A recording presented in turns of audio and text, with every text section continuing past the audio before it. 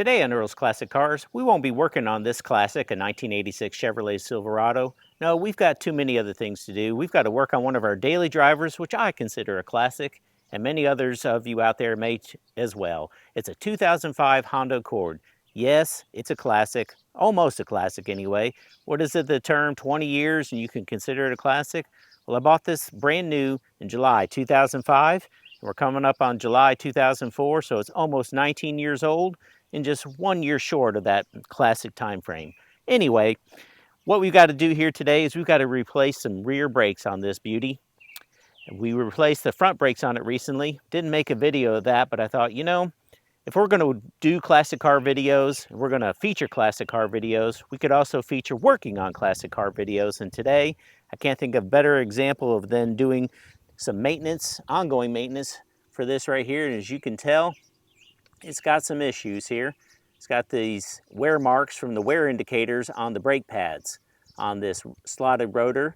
And no, it didn't come with slotted rotors. I've done the brakes on this car before, and I started seeing a couple of these marks a while back. But as I looked at the brake pads themselves, they didn't look bad. They looked thick, and the other side, so I thought maybe a stone or something had gotten it. The evenness of the wear on the rotor, I knew better than it was probably a stone, but I also looked at the brakes on the right side and they were fine and had the same thickness of brake pad.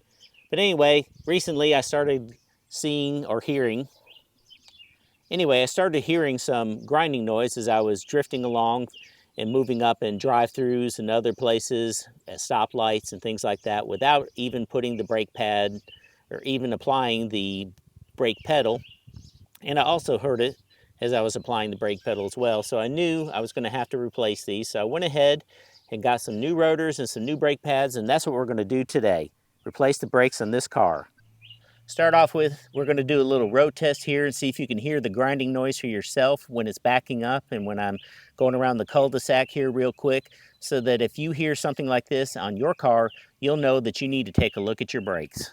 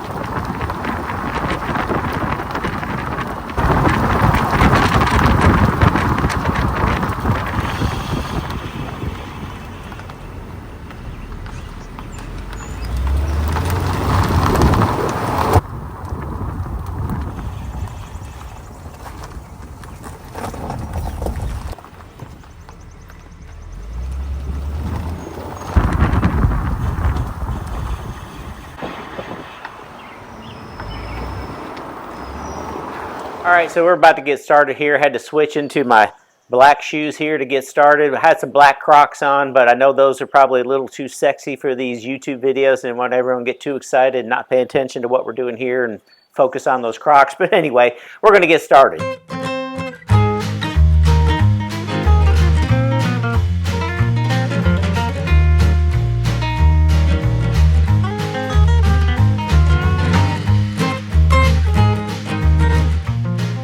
All right, so we're about ready to get started, take off this tire with the lug nuts and everything, and you might be wondering, what am I doing with a piece of PVC pipe? Well, a long time ago, back in the olden days, you used to be able to get a piece of real lead pipe or steel pipe or whatever to help you get some additional leverage on your breaker bar, but those are hard to find nowadays. I don't know if you've been to a home improvement store lately, but you cannot find metal piping or anything. So next best thing, real thick piece of PVC pipe. It's going to give me a little additional leverage on my breaker bar.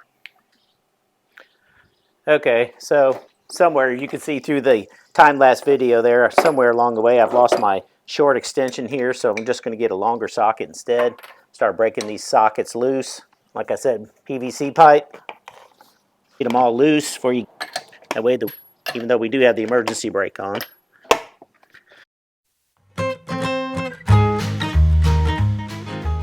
Okay, so now taking a closer look here at this rotor. If you were going to consider keeping the rotors on yours, you'd want to look to see if there's any wear marks and stuff like we saw on the other side. And on this side, So far, what we can see on this side of the brake rotor is looking pretty good in here, and possibly a candidate to continue using them, assuming they're not warped in any way, they're not chattering when you step on the brakes and things like that, which would tell you they're warped or out of round. And of course, you've got to get this caliper off here and be able to see the brake rotor on the back side. There's a gap here. There's right here, we've got the dust shield where you cannot see good on the back side and see what the rotor looks like. But once you get this caliper off, you can then spin the rotor, assuming you don't have the brake on, and be able to tell how the rotor looks on the back side. So if you are in that situation and not like me where I've got to replace that left side brake rotor, maybe you can keep your rotors and just do your shoes. I did that with these front brakes here recently. The rotors are in good shape, and all I had to do was replace the brakes, bleed the brakes, put her back on the road. In this case, though, we're going to be replacing the rotors as well as the brake shoes, bleeding the brakes, and putting it back together. But either way, we're going to go ahead and start working on this thing. One thing you want to take a look at too is your bushings and stuff. As you can tell, that one, this end link bushing right here, is a little worn, but right now we're just trying to get this thing back on the road, but you can make a note of it. And well, that's your end link right here. This is one of your toe links right here. And so you need to look at them and decide if you need to come back soon and start considering making some changes and changing out these worn bushings and parts. This one right here looks like it would be a good candidate. The rest of them, they're looking pretty good. So right now, the way it rides, these struts I replaced a few years ago are rear shocks and struts. And so they're doing pretty good. So I'm not going to worry about that one so much. It'll be good enough for now, as they say. So let's get started in disassembling these brakes and putting some new brakes on. All right, didn't film me fumbling to figure out which one of these sockets I needed. It wasn't 10 millimeter this time, it was 12 millimeter. So I've got the ratchet set up here, got it on here, and again, this might not be the best way to get it off here, but when you have limited tools and things like that, this is what the average person can do. Just tap on this thing, make sure it stays straight, and you don't round off the nut. Get it on here.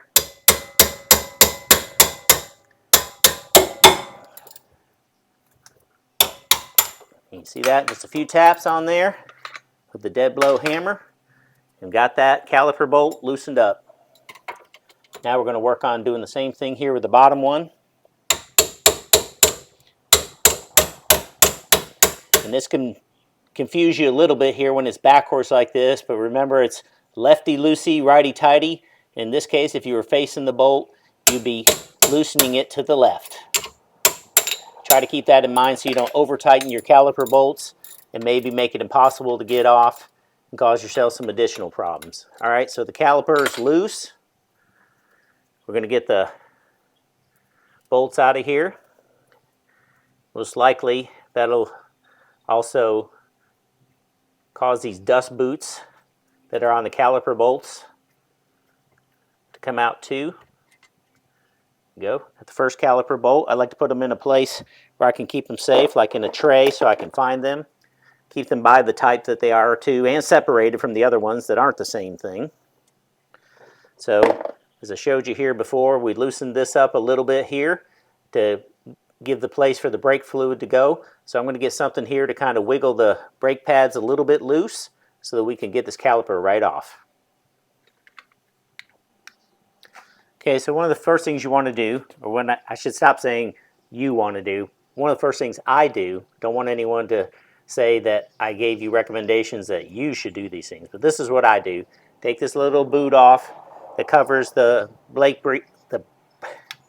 bleeder line. Say that 5 times real fast. Then I work on getting a proper millimeter metric wrench on here. I work on getting a metric wrench on here. Now you should use brake line wrenches, but as long as you've got the right set of metric wrenches when you're working on these foreign American cars, since the Accord is built in Ohio, is just make sure you got a good set of metric wrenches, and 9 times out of 10, almost every single bolt on this car is 10 millimeters. Just saying. So I'm going to work on releasing that line a little bit, getting the pressure off. Ow! Oh man, that's been on there for a while. Just smashed my thumb against the caliper. Anyway, So now see, I've got that loosened up just a little bit.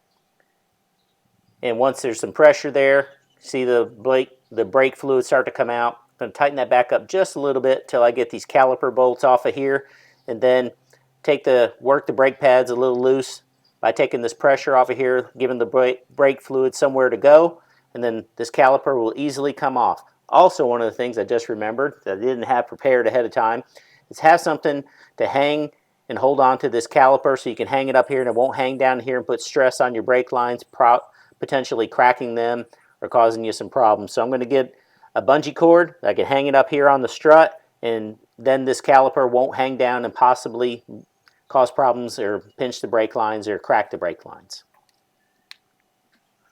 Okay, so as I got a closer look at this, started to bleed the brake lines, getting ready to pull this off, I realized I didn't get the brake caliper bracket bolts loose, but just the caliper itself. So this should come off pretty easy. As you can see, it's starting to move. We're just wedging it a little bit. Yeah, the brakes are a little bit tight on there still, but they will come off. You just give it a little bit of effort from both the top and the bottom.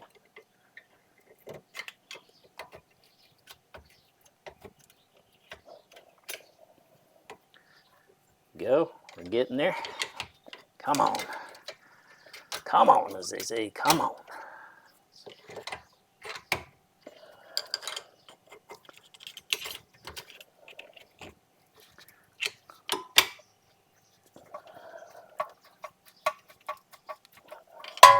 Eight hours later. Come on, brake shoe. I think you're part of the problem. Yay, here goes my screwdriver. All right, we're gonna have to get another tool here. Loosen this up. As we were looking for another tool, I decided to use the round end of this ball peen hammer here, just to kind of loosen this up a little bit. Again, maybe not the best way. All right, so put the car in neutral, put an extra block under the left front wheel so it wouldn't go anywhere, and tried backing off putting hammer on the caliper a little bit to push it in. It's still not wanting to do it, probably because it's the back brakes. Again, I could edit all this out and do it a second time on the other side and get it all right based on the work I'm doing on this side. But I want to show you what a hack like me, I said I wouldn't use hack, but an amateur like me is using to try to get this off. So instead of just loosening up the brackets there to get the caliper itself off, I'm going to take the whole bracket off here. I'm going to use another millimeter wrench back here. I'm trying to remember if it's 14 or 17, but we're about to find out. Tighten this brake bleeder screw. It's already dripping enough as it is for no reason at this point. So we're going to take it off at the bracket level, get this whole thing off, and then separate the caliper from the caliper bracket, get these brake shoes out of here, and get the rotor off, and start putting some new rotors and brake shoes on. So you're seeing it as I've seen it. Again, I did this before. It takes a while to remember some of those things. I'm videotaping without having gone through and remembering those things myself, so that you can think a little ahead yourself next time, learn from my mistakes, even though I've done this before, and be successful at doing this yourself and saving yourself some money on your classic car. All right, so look through my wrench set here real quick. Found out it's a 14 millimeter. I was thinking 14 or 17, I wasn't sure. So we're going to try this with the wrench on here, see if we can get this thing loosened up a little bit. Remember, lefty-loosey when you're looking at it. Sure enough, here we go. Getting that first bolt loose. One on the top, and of course one on the bottom. So we're going to rearrange here a little bit. Try to give you the best look possible. Of course, you may want to close your eyes with some of the mistakes I'm making here. Or you might want to go in with your eyes wide open so you can learn from my mistakes or know when you've made the same mistake. Your choice. So on the back side here, that's where the other bolt is. Got the one on the top. And we got the one, there it is. It's reaching up a little bit too high. It's down here on the bottom. As soon as I get this loose, I'll change the camera position and show you where these bolts are so you'll know what to look for when you get in there yourself. There it is. Come on. Come on. Yeah, this one's not going to work with the wrench. So we're going to have to go with the socket, which is just fine. Just got to find all of our stuff here, including the ratchet. Get that on here.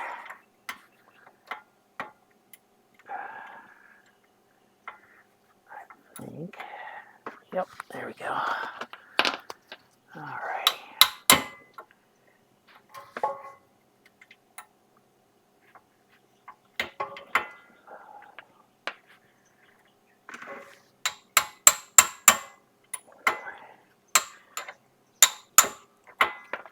Alrighty, I think we got that loose, hopefully. Ow.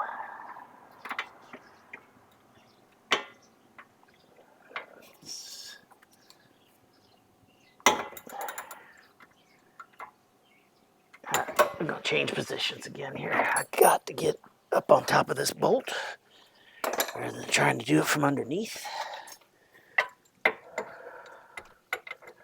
I can get a better look, and you can look from top down, and when you do, you'll see the one caliper bracket bolt here on top, and then there's another one parallel to it right down here on the bottom. And sure enough, I didn't get it loose at all. I guess I was just fooling myself here.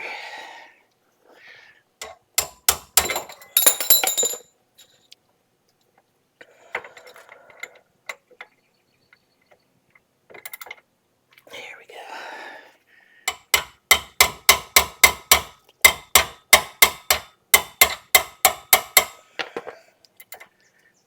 There we go.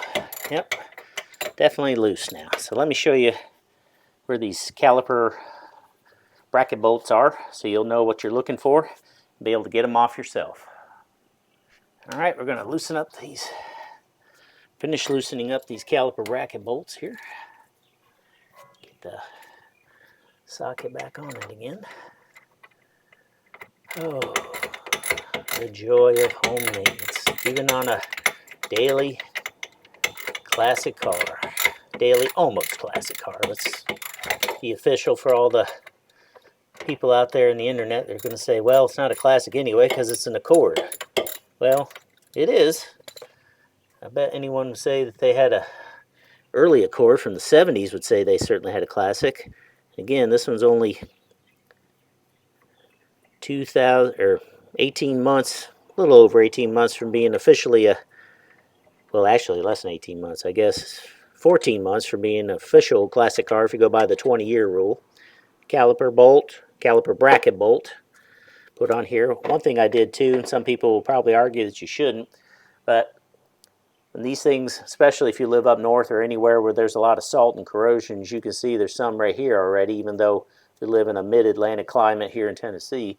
But I put some anti-seize on these bolts so I could get them off because I've taken other caliper brackets off before, and I'll tell you, it was not fun. So anti-seize, that's my recommendation.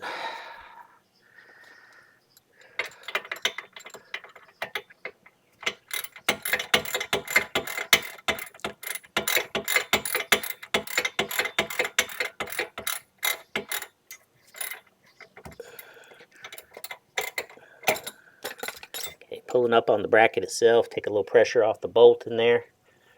Now you can start to, you can get your fingers in there, right? Let's get this stuff out of the way. Reposition ourselves here a little bit.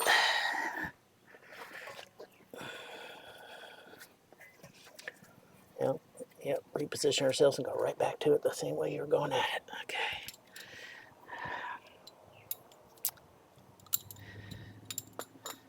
A little hard to get my fingers just on the head of that bolt. I guess what we'll do is we'll get that socket back on there and we'll just keep messing with it, even though the socket itself, when you're turning it, is pretty loose, but having more success than I'm having right now.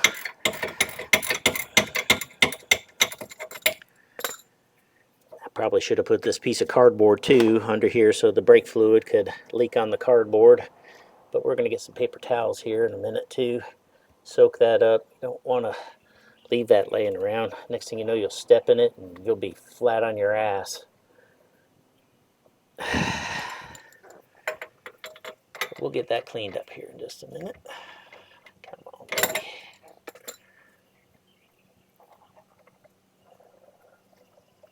Remember what I said about the wheel? Doing the bottom lugs first? Same thing with the bolts on this caliper bracket. Should have done that first. Oh well. Thinking about starting a channel called Earl's How-Tos and Mistakes. As this is a how-to with a lot of mistakes. Anyway, we're going to keep that on this classic car channel for now. Hopefully you'll get something out of this and be able to take care of your car yourself. I'll tell you, I've learned to do quite a bit over the years out of necessity. And then after COVID, everything has just gotten crazy. Bad prices, high prices, bad craftsmanship, poor work. So I may muck it up here a little bit as I'm doing this work. But one thing's for sure, when I'm done, I know I've done it right through the mistakes and everything. And I'm confident this thing will go down the road and I will have saved myself and my family quite a bit of money and labor. Maybe not time, but definitely on the labor part.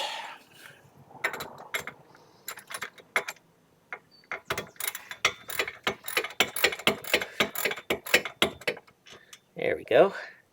It's closer than I thought. There's the other bolt. So now we're going to get this whole thing to come off here, I hope. Still got to get the pressure off that stupid rotor. Okay, we're going to do a little bit more hammering here. Get this thing back. Where's this bracket? Flimsy bracket isn't in my way, but it is. Alrighty.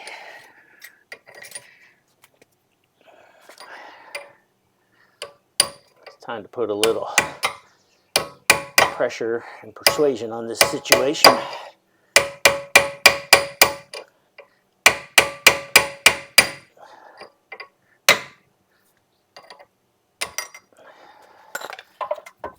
There we go. All right, actually, looking at it now, as you can see, it's resting on this link part of the suspension, and so I don't have to worry about putting the bracket around it, but, I mean the bungee cord around it, but just for the sake of argument, in case it were to slip off of there, just put this through here, hook it through there. There you go. Maybe even, no, yeah, you don't want to put it on that. That's that little metal bracket we got to get out of there. There we go. Come on. Watch me bend this thing up and I'm going to end up needing it. As you can see, the caliper piston is not back like it needs to be. Alright, so now we've got it hooked right through the front of it there. And you can even shorten it up a little bit if you want to, wrap it around once. And we're going to hook it right up there. And now it's suspended and we won't have to worry about it falling off that part of the suspension. And we can work to get this off of here now. Let's take a look at these brake pads. See, there's the wear indicators. Well, there's your wear indicator right there. Let's see. That's just a little bit of the protective film there on the back side of this. But yeah, wearing a little bit here on the back side more than the front side. So what I was doing before when I thought that other brake shoe was really okay and didn't understand why I was seeing that symmetrical groove on it, which I knew in my mind had to be the wear indicator, but I'm thinking, not hearing any noise, and this one over here isn't doing it. Of course, they don't always wear right at the same time, right, and start leaving marks on your rotor. So I thought I was good because it was just that one mark. But anyway, as you can see here, when I was looking at this, taking the wheel off, the best I could see were the shoes on this side, which were thicker than the shoes on this side. So wearing a little bit unevenly there. Not sure why, but we're going to replace that, get this thing all set up, and put some new brake shoes on and everything. Well, after all that adventure, trying to get the brake caliper off and start to replace the brakes, it's time for a little bit of lunch. Yes, high quality lunch here. Some delicious McNuggets. Yes, it was supposed to come with some hot sauce, hot mustard that is, but they were out of it, so we're going to substitute with some Sweet Baby Ray's creamy buffalo sauce. I don't know if you've ever tried it. Not a paid sponsor, but a good alternative when they don't give you your hot mustard. Thanks, McDonald's. But we're going to have some delicious McNuggets and then get back to work. McNuggets. You can be 5, or you can be 55, or you can be a little north of 55 like yours truly. But man, you never get tired of McNuggets. They hit the spot when you're trying to work hard. Something sort of melancholy sad when you run out of McNuggets. You kind of wish for they were like bag fries where you could find some extras. It's like a bonus, but not to be. Anyway, back to brake work. Before we actually get back to brake work, we're going to take a look at our box of goodies here. Now again, ordered these directly from Amazon. No sponsorship involved here. However, PowerStop, if you ever do want to sponsor me, let me know. Because I have used their brakes on this car. This will be the second or third set of PowerStop brakes that I've used, at least probably third on the front, and the rotors too, and I've been very happy with them. We put PowerStop on that Dodge Charger out there and my Dodge Ram that you may have seen in the video. I've been very happy with them, and again, no paid endorsement here, just satisfaction with them. So let's take a look here at the brake shoes. Make sure we've got the right ones. It's been kind of hard here lately trying to find the right ones. Let me put the camera down for a second. Enough of that. Didn't really plan on making this an unboxing video of any kind, but we're going to get these out of here real quick. And just for information, if you're looking for your 2005 Honda Accord, I guess 2003 to 2007, again V6 on this one, so it might be different if you have a 4-cylinder. By taking a look at the brake shoes, just kind of lining them up here, matching set. You can see the thickness here of these versus set that just came off. And as you can tell, there's definitely a difference here in the thickness. So it's a good thing we're going to go ahead and replace these. I just wish I had done it before that other rotor got scored up, but oh well. Okay, one of the things that we've got to do now is these screws right here hold the rotor on. So I've gotten 3 different size Phillips screwdrivers, trying to make sure I get the one that fits the best, because these are a softer metal and you can ream them out, especially if they're stuck in there or corroded in there. You do that, you're going to have a lot bigger problem getting these things out. So we're going to test this just a little bit, see if we can make sure. There we go. The big one, size matters, folks, size matters. Big one here was the best one in this case to get these screws loose so we can get the rotor off. And we'll get this rotor loose off of here, and then we will be able to get it off and work on putting it all back together. Put a little pressure on there. Again, find a place to put your parts so you can get your rotors back on. And it looks like this one's going to come off without any beating or banging. And there we go. Not bad at all. But as you can see, everything's looking pretty good on the spindle. We did have to replace this wheel hub a few years ago. Again, when you have 254,000 miles, things tend to wear out, wheel hubs being one of those. But just spinning this around, back and forth with it, I don't feel or hear any grinding or any issues. So I think this wheel hub is good to go. So let's start getting this thing back together first with the brand new rotor. Say goodbye to this, and oh, let's take a look here in the back. As you can see, get some more light on it here. Looking good on this side too, but with that one brake, that inner brake shoe, which is the side touching this side, it wasn't going to be long before it started to grind on this too. But smooth, don't feel any warping or any of that issue. So this one could have been reused if it has enough thickness, and it looks like it did. And but unfortunately that other one's ruined, so we're just going to go ahead and replace both. One thing that you're going to find very useful and handy when doing this work is to go to PowerStop's brake pad installation guide that actually came with the kit. So this is what I refer to, along with watching some other videos of people who know better what they're doing. But following this, you can't, or you at least shouldn't go wrong. So we'll be talking about this. Some of the things you'll hear me say will be in this guide. Hopefully I say them correctly, but always refer to the guide if you want expert advice. First thing we're going to do, since the rotor came right off, we're going to clean this. As you can see, there's some brake dust buildup here in the holes. Don't know that that really makes too much of a difference, but since it's there, don't like to leave stuff like that. We're going to go ahead and clean that out. Yay, down into the tools. Get those all cleaned out. And then you should be taking you can take a rotary tool with a wire brush and get that off, but we're just going to use this wire brush, clean this mating surface off of here so that the rotor, when we put it back on, will make good contact with the surface. Clean off the threads a little bit, make sure there isn't any buildup in there that's going to keep it from going on there right.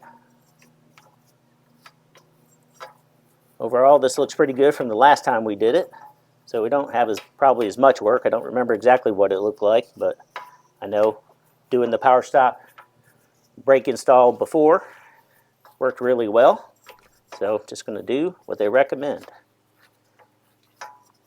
Now, once we get that cleaned up, I'm going to put a little air to it, get the dust off of there.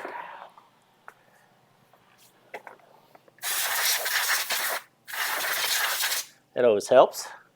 And then, I've got to go find it, but I'm going to put a little anti-seize on these spots on here so that the next time we have to take the brake rotors off, they won't be sticking to this surface or rusting to this surface and making it hard to come off. I'm sure you could probably see in other videos, especially older vehicles, that those rotors, old brake drums and everything, they love to stick to things like that. So always put a little bit of anti-seize on here, or I do anyway. And that helps keep that from sticking on there, and it's probably why that brake rotor came off as good as it did. Tell you folks, one of the things I always keep forgetting is start with the end in mind. So if I was starting with the end in mind, knowing that what I want to accomplish, I've got to make sure I've got the right supplies and stuff. So I was looking through, trying to find the anti-seize and stuff, and realized that all I've got left is this little squeeze packet that I got from one of the auto parts stores in the past. And fortunately for me, it's just enough. But if you didn't have it, then you wouldn't be able to put this on here, and it wouldn't be the end of the world. I mean, if you're stuck and the only thing you've got is the vehicle you're working on, and you've got it in this condition, there's no way you're going to run to the auto parts store real quick to get some anti-seize. Maybe somebody will deliver some to you, or maybe you got a friend or a neighbor. But if not, it's all right. You can go ahead and put this rotor on anyway without the anti-seize. So with that, we're going to save what we have left here in this packet. These little things right here, that's plenty enough to get you done, at least as far as that goes. But make sure you have some of this on tap, whatever brand of your choice, and then you'll be able to help get things done quickly without having to run to the store or ask a neighbor or anybody else. All right, we're getting close to getting that brake rotor on.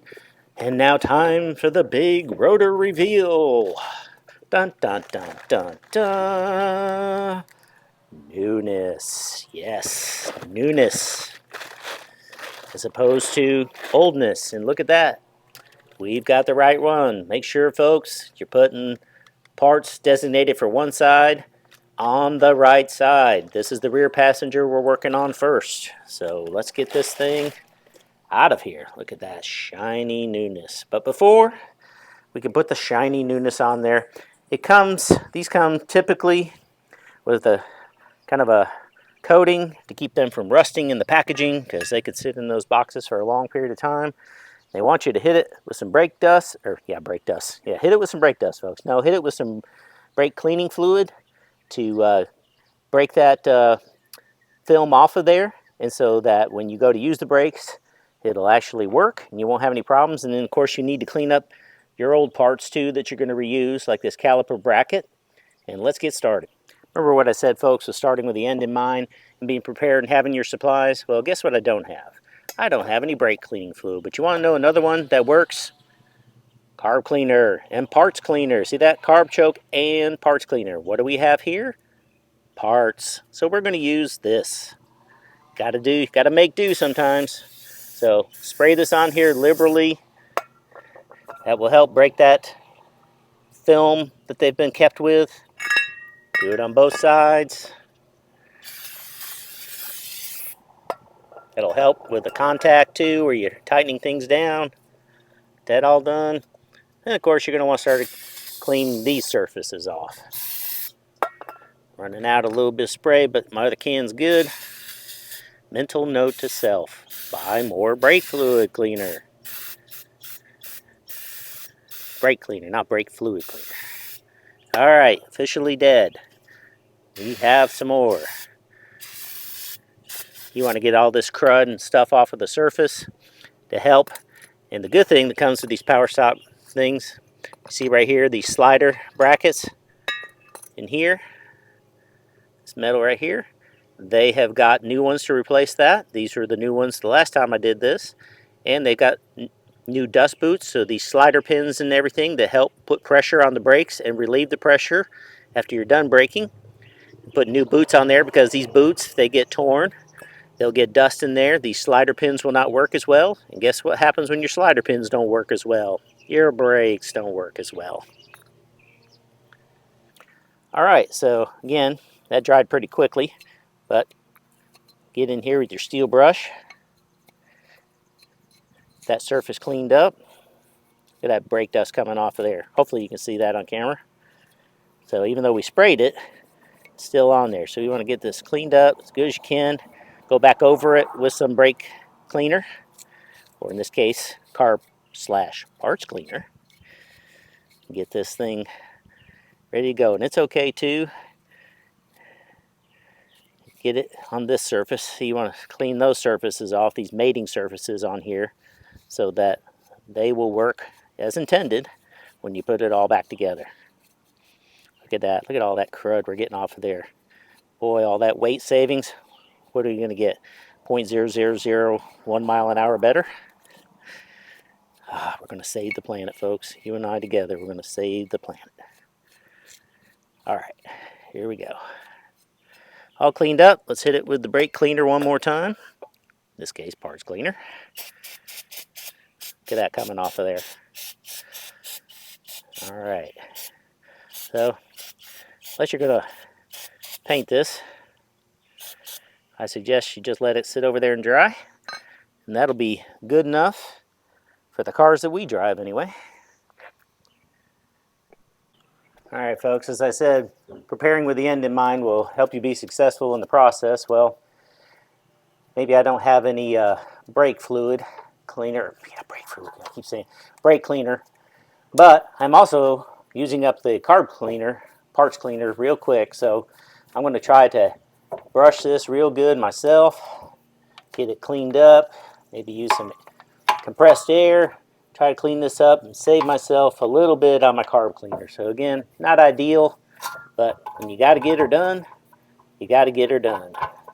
So we're working to clean up all these mating surfaces where the sliders meet, the brakes meet, getting all that brake dust off of there, because all that stuff, when you start putting the brake grease and other things on here, slider grease, will just get caked up with that stuff, and then this stuff is supposed to be moving when you're applying your brakes is not going to work as well, or at least it won't as long. As you can see just by dry brushing this stuff, how much buildup gets on here.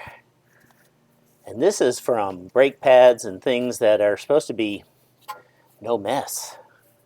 I don't think there's any such thing unless, of course, your brake pads aren't touching anything, which means you're not stopping anything.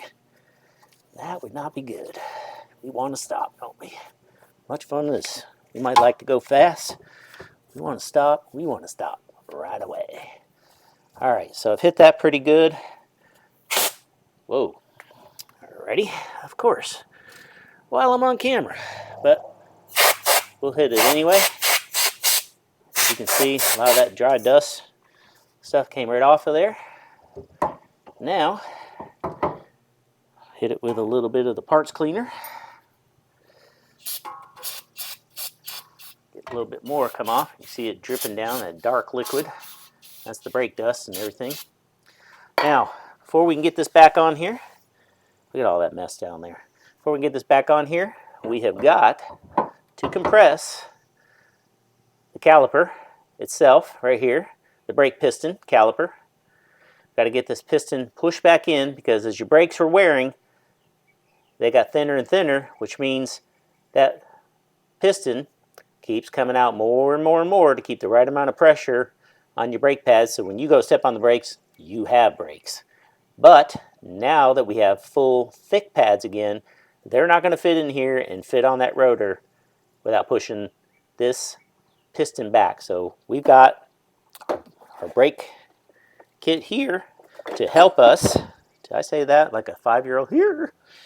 Our brake kit here to help us push that piston in correctly. So here we go. Again, another one of these Harbor Freight specials, but it's been a good kit for me. No problems. It's worked on several different types of vehicles, so pretty universal. And this is the brand that I have. Again, no endorsement, but hey, Grit Performance, you want to help pay for these videos, get your name out there, just let me know. I'm open for business. Anyway, what we've got to do now is select the right parts to match up to the size of this piston here, and then we've got to start cranking on that, getting that back there, but we've also got to open up the bleeder screw to relieve the brake fluid pressure so that pressure doesn't go back up through the system and damage the parts. We want the brake fluid to come out here into a cup that we're going to hopefully get it into. If we miss it, oh well. Sorry about that, Greta, but we'll just do the best we can and clean up our mess and go along. So let me get the piston tool here set up, and then we'll get on to the next part. All right, folks, so I did a little pre-testing here, make sure I had the right parts and everything, because this kit comes with different things.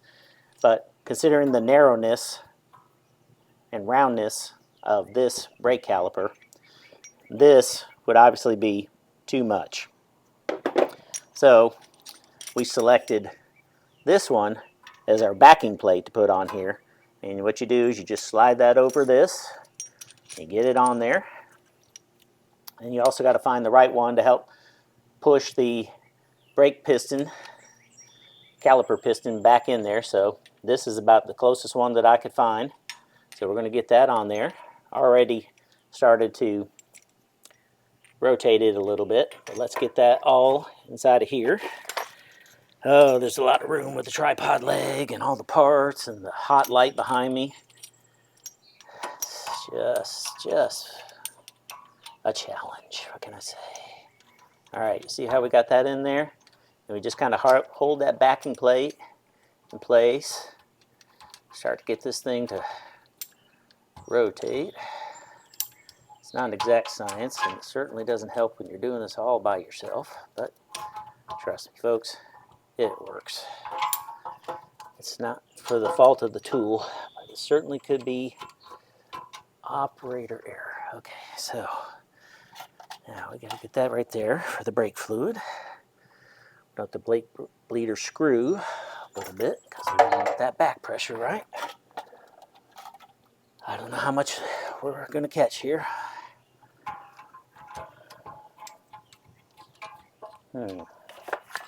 Well, let's see, why is this not wanting to go push in?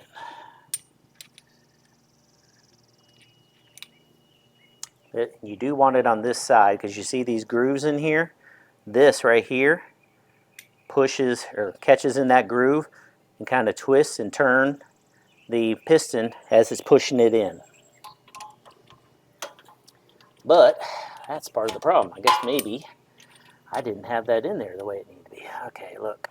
All right, here we go. All right. Pay attention to those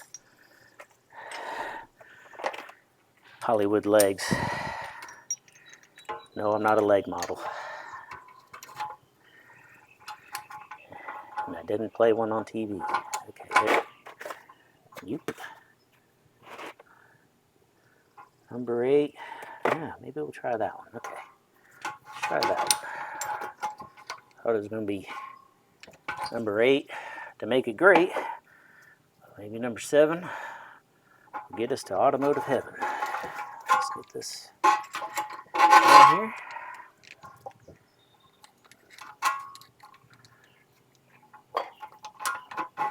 Yeah, there we go.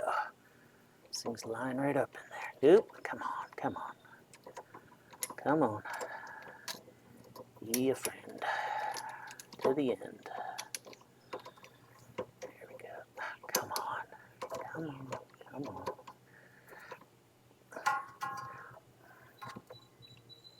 There we go. All right.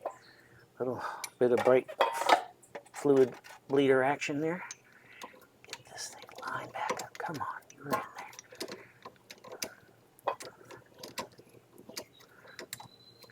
All right. I don't know if you can see it on the camera, but if we can keep those teeth lined up in there. Those little slots. Oh, come on. Come on.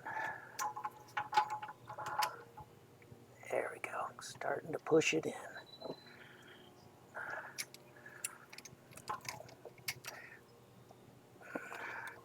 Maybe one of these days. There we go. It's going in, folks. And we are catching some of the brake fluid, so that'll make all you environmentalists happy. Let's see if we can put it in anymore. Alrighty. I think we're just about there. Alright, there we go. So now, again, having to compare to what it looked like before, this is now in flush with the caliper itself. The piston is flush. So now we'll be able to start to reassemble, and we'll have room to put everything back on the rotor with these thicker brake pads. So now you can tighten up your bleeder screw, save yourself a little bit of brake fluid.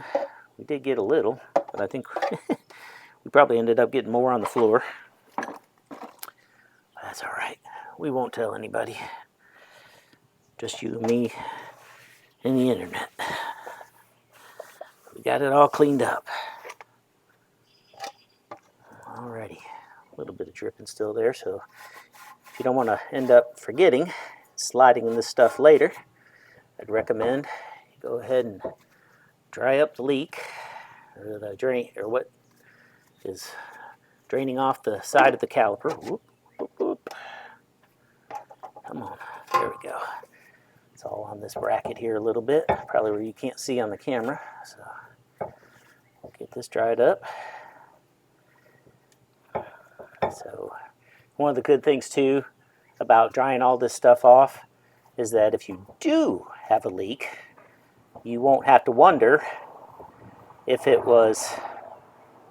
is a real leak or it's just some of the stuff that leaked off of here when you were making the change itself and you forgot to dry it off, and so you don't want any false positives, as they say.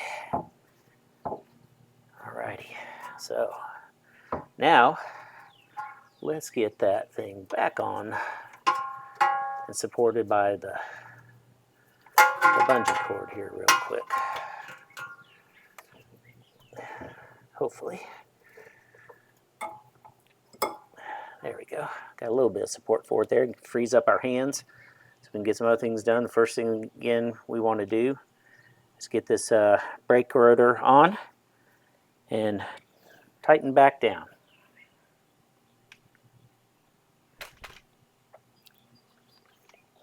All right, folks, just again to make sure when you're low on things like parts cleaner and stuff like that, one of the things I'm going to do is you normally would kind of hit these slider pins with the brake cleaner too to kind of get the old grease and dirt and everything off of here. But in order to save myself a little bit of brake cleaner for the other side, I am going to work to get these boots off of here and make sure and save that parts cleaner by using an industrial strength wipe, which will do the same thing and save some parts cleaner. And you can see you can get it up, and this is a good time to inspect these slider pins. Normally they're just fine, but over time they could be damaged. So you definitely want to make sure that they're okay, because any damage could impact their ability to slide in and out, and making sure that you have the right ability to stop your car. Or they just could be damaged on the edge and letting dust and dirt and other things in there that will also impact your ability for your car to brake right. But these are original, still looking good. So as soon as we get these cleaned up, we are going to reapply some brake caliper grease. Look at that. Compare the two. You do not want to put this back in there. No. This is ready as soon as you put some more slider pin grease on there. So again, skip this part if you don't want to watch me clean up this stuff, but for those who do, you know, it'll be helpful to you. You can always go back to this too if you forget this part. But do clean your slider pins. Don't put your pin or shaft in a dirty hole, if you know what I mean. And nobody wants you to put your dirty shaft in their hole either. All right, so get those cleaned up, and before we put them back into the caliper to do their job, we are going to make sure and put some grease on them too. After we put the grease in, we're going to put these dust boots on, and as you can tell, remember, these are stuck in the slots there and the grooves inside of the caliper bracket and tore. And these can tear anyway just from the pressure going in and out. Be very careful when you go to put these in here that you put them in the right way, but also know that this package didn't come with any extras. That's one thing, Power Stop. It would be good if you put just a couple in there for, you know, the weekend mechanics like me who either put these things in wrong and tear them up trying to get them back out, or just lose them, whatever. It'd be good to have a couple extra. So now we're going to add some Sil Glide brake lubricant. Again, just one that I had that works as well as any of the others, but note, stops brake noise, caliper slides, and all contact points. So this is what you're going to want to use to help put the brakes back together. So it doesn't take a lot. Get those out of there. Start getting these, put that on there liberally, even into this lip on here, because that's where that brake, or that dust boot is going to slide on and everything, okay? So we got that on there.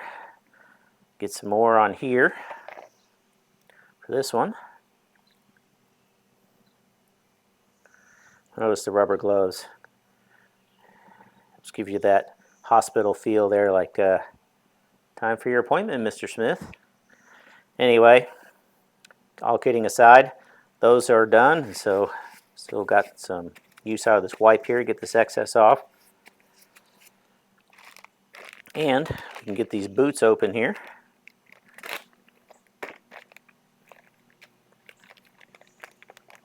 See, already wanting to go different directions. Now, notice these are not the same. Okay? This right here is the thinner side. And so this is the side that you're going to want to go here, because this side is what's going to go into the caliper bracket. Let me show you that. Hang on.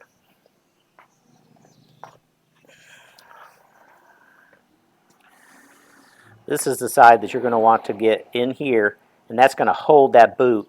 So when that pin, that slider pin goes in and out, this boot is going to stay in place Because if it doesn't stay in place, guess what? When that pin relaxes, the boot comes out. Guess what comes in here? Dust and dirt. Don't want. Okay, as I was saying, now as you want to put this on, notice this lip on here. It's smaller than the lip on here, okay? This lip is bigger here because it needs to cover this surface in here and make sure you don't get dust in there. And then this is designed to fit into your caliper bracket. So if you have it in there right, then look, it's going to hold here and it's going to hold on the lip on the caliper pin itself, slider pin. Look at that as it goes in and out. That's what you want to see because that keeps the dust and the dirt out. So let's go ahead and get this, whoop, wrong side. Again, notice that lip in here. Get that all tucked in there. Go around, get it all tucked in. You definitely want to start here. Okay.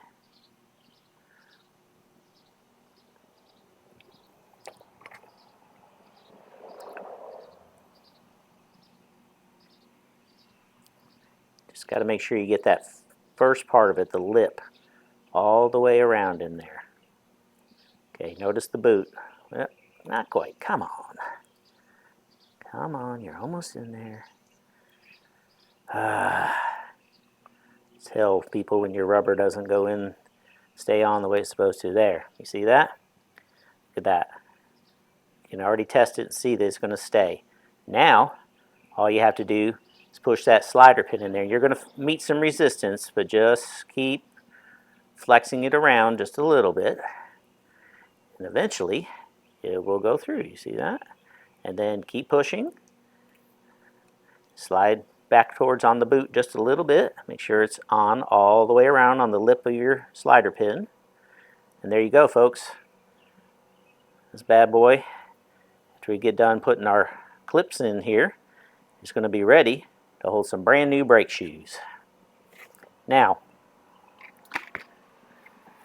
one of the things that can help you make sure, and I think these brake shoes are universal. As I look at them, they look pretty universal, but these are the right ones that I took off the right rear passenger side. So I want to make sure that I've got the same thing going on here with these. Okay? Notice this matches this. Now if you're not careful, you can have your brakes sitting here like this and it isn't going to look right. Make sure you got the angle right when you're comparing. So these are the ones that I'm going to put on the right passenger side because they match the ones I took off. And as you notice when I was cleaning up this caliper support bracket, these are the ones I took off, these little slides. So I'm going to open up this package and we are going to use the same ones that match because there are different ones in here, folks. I'm going to separate these, and that looks like that, and that looks like that. And there you go. How do you like them apples? Alrighty. So, one of the things that we can do is we can go ahead and put these in here. Notice these little tangs right here. That's what's going to go in here and help hold these things into place. See that? There you go. Now the brake shoes will be ready to slide back and forth across there. Do this again on this side. Notice the tangs again. Get them right in here. Whoops, that's upside down. Don't do that. Ah! Oh, nothing looking at things upside down, trying to do them for the camera. There you go. Get those tangs down in there. Make sure it's lined up correctly. And there you go. Don't worry about this. Maybe you want to give you some resistance. Just push down there in the middle. Make sure those tangs seat themselves there in the bracket. And you will be ready to go, my friend. And your brakes will be ready to slide on this caliper support bracket. Ah, the joys of trying to do these videos. Not only is the neighbor getting her trees cut today, somebody's decided to mow, so hope you enjoy the sounds of suburbia in the background. Right down here, I'm using this wipe that I used before to re-clean the brake surface here a little bit. Again, could have used some more of the parts cleaner, but trying to save it for the other side, and even though I cleaned it, here it was getting stuff already back on it, probably because it was wet with parts cleaner. So we've got this on here. That I'd like not to be on there, but it'll be all right. And one of the things you're going to want to do is make sure that you put this on in a way that these holes with the largest insets are the ones that line up with your holes on here for screwing your rotor on tight. Okay, so let's get that on there. Look at that. Nothing like shiny parts, ladies and gentlemen. Now, let's see, we slid our parts, our hardware, back over here. And of course, you can check this hardware and see what condition it's in. Looks okay to me. Still has a little bit of anti-seize on it from the last time, so I think that's going to be good enough. We are going to screw this on here so it doesn't fall off and clang on the floor. Get the big screwdriver again. Alrighty, notice we're getting that seated on there. You don't want to tighten them too hard till you get them both seated and going on both sides, so snug them up. Go. Notice that sliding right on there. That's snug, not tight. Snugging up. Now, tightening that side. Coming back. Tightening this side, just like you would with lug nuts from side to side. And notice, rear passenger side. Good to go, as far as that goes. Now, if we could just stop there. No, we've got to get our brake shoes and things back in here. So let's get that going.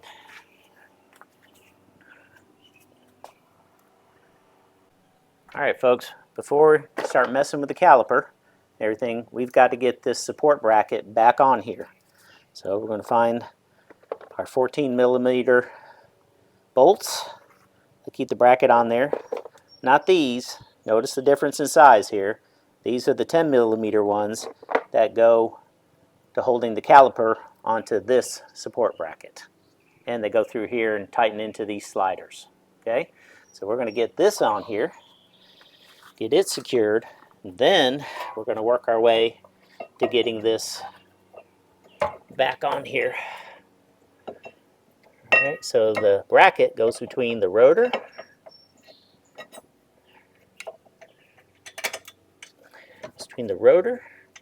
and the suspension system. So we'll get that angle for you here in just a second. Just trying to get this threaded in so it'll hold. Okay, come on, baby. Come on. All right, maybe we'll start with the top one instead. Let's see. Might be a little easier. As you can tell by the way that slid in there, that is definitely not lined up, folks. Get my big fat head in here.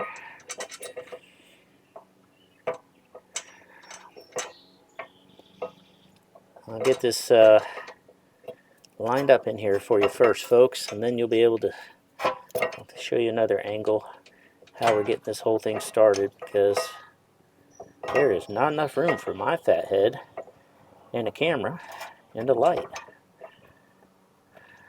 Come on. Come on. Come on, Jezebel.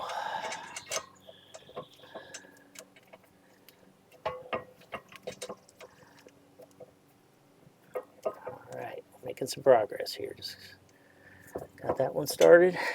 Now, get this lined up, get this one started. Alright, I think we're cooking with gas now. Alright, let's show you what we're doing here before we tighten this all down.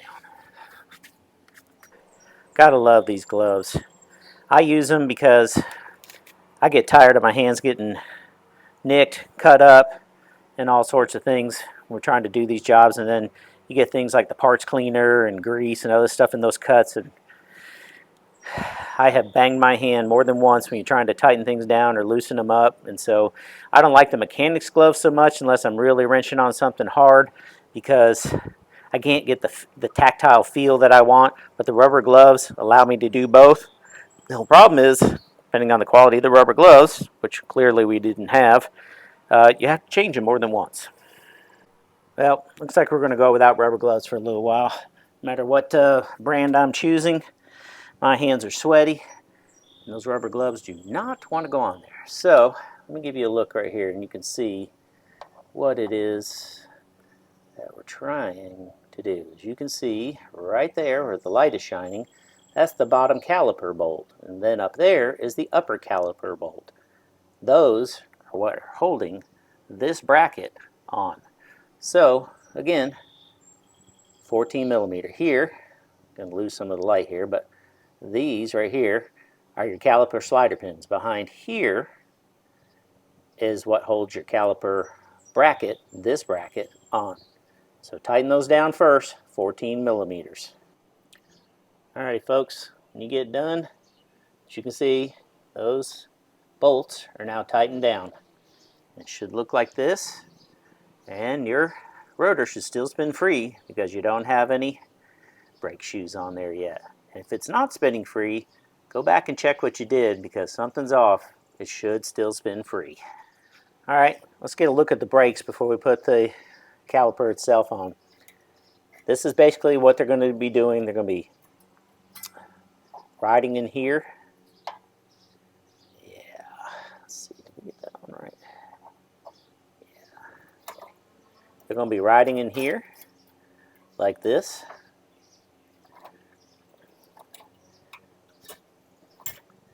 Get them on there like that. That's slid down in there. See that? Now, this right here, see this? This is your wear indicator. So when your brakes, the next time they wear out, this is what's going to start grinding on here and making that pattern that you saw on my rotor on the other side. That's telling you it's time to do the brakes. And if you catch this early enough, or keep an eye on your brakes, I'm telling myself this, you can get these changed out before this wear indicator really starts to leave a groove in here and causing a problem for you. So let's get these brake shoes set in here.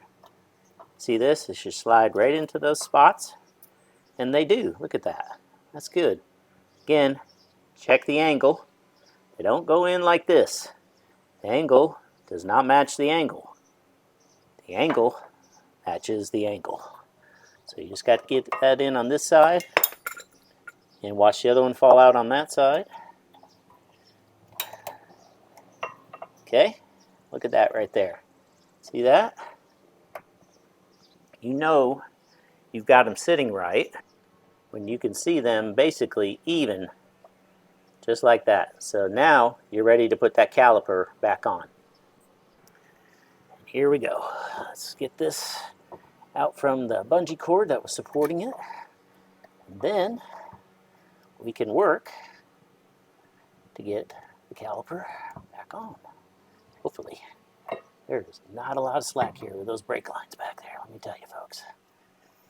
But since that piston has been pushed back, we should be able to get this on here. But, all right folks, did a little test on here first, but wanted to make sure everything was lined up. But before you really put it on there, you've got to put some of the grease, brake lubricant, on here so that it slides. You want to put a little bit on here too, on these tabs, so that it'll slide back and forth. Put a little bit on there too. You can't really have enough. Remember, you want your brakes to slide together. So you put some, okay, so you put some brake grease on here, or brake lubricant on here. Make sure you put it on the edges here.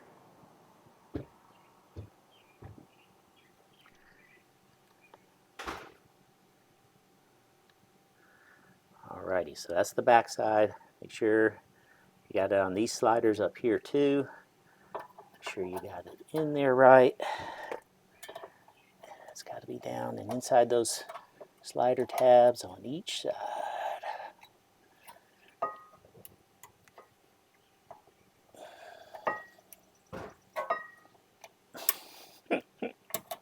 And we're getting an Amazon delivery, folks. Yes, sir. I really planned well for today.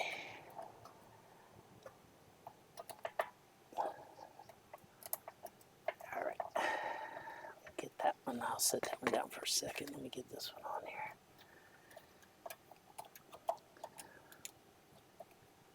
Alrighty. You can see that's going to slide. That's important.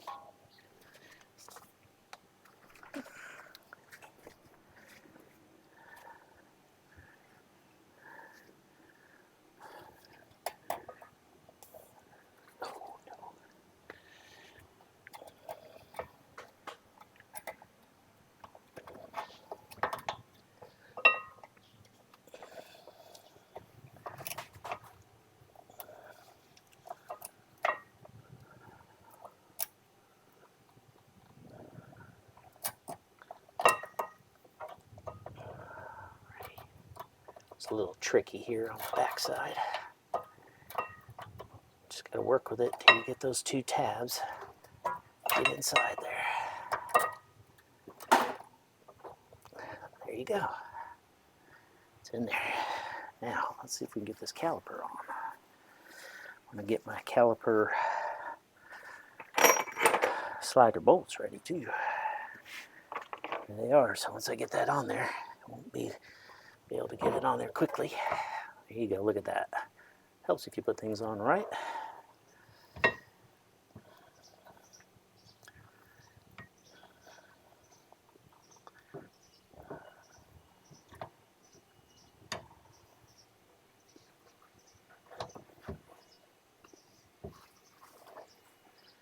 Alrighty, bolt number one.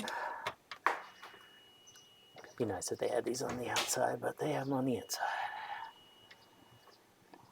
Look at that. Ready? Get this one started on here. Come on, line up. Lined up. There we go.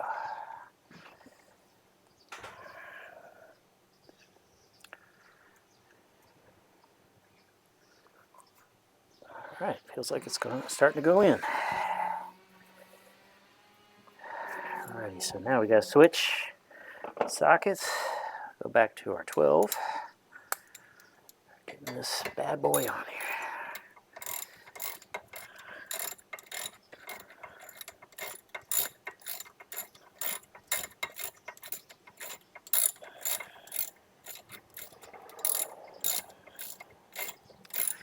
Now, we're going to get done with this side. I'm going to tighten this brake bleeder up just a little bit right now. We got to wait till we get the other side done.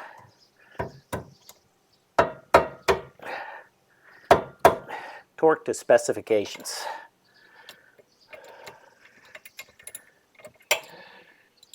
That tightened up a little bit more. Oh, the joy of tree trimmers. I wish they had scheduled with me when to come out. I would have told them, not today. All right, torque to specifications, folks. Now, hear that? Starting to hear those brake shoes make a little bit of noise on there, starting to scuff it up just a little bit.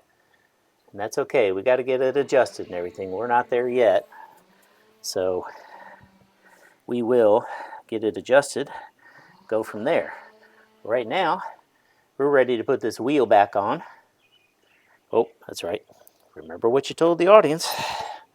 Tighten this brake bleeder down a little bit. Alrighty. So we are ready to go to the other side and make sure and install that. We'll really find out what happened to that rotor over there. But we'll put the wheel on here, get that side done, bleed the brakes, road test it, and then our classic daily driver will be back on the road.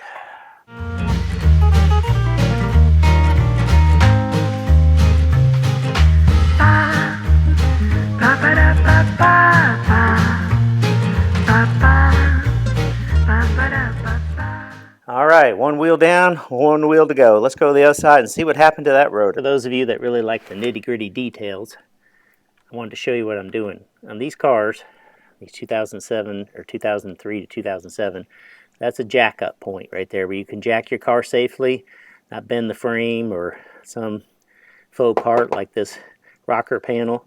That's a safe spot right there with a piece of metal hanging down that you can jack your car up on, and that's what I'm jacking up to do this on this 2005 Honda Accord. Alright folks, one of the things I wanted to show you, kind of what I was going off of before when I was kind of looking at this rotor, realizing it's getting scored up, but when you look at the brake pad itself, right in this area, it really does not look that bad. I mean, it looks like there's plenty of thickness left, but clearly there's something going on here. So I've got the caliper bolts off. We're going to take this off and find out what happened to this rotor. Let's see how much trouble this one's going to give me coming off of here.